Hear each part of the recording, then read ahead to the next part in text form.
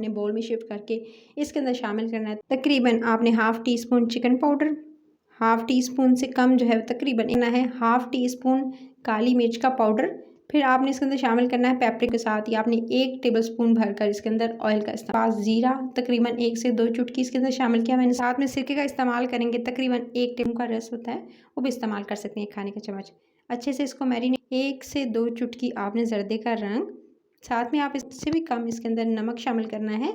दे सकते हैं जब 1 से 2 मिनट में जैसे ही आपका जो है एग फ्राई लगाकर छोड़ देंगे थोड़ी देर के लिए, कवर करके छोड़। अलग से आपने 1 टेबलस्पून लेना है ऑयल, उसके अंदर आपने 1 टीस्पून आपने ऐड कर वगैरह निकाल कर वो भी शामिल कर सकते हैं।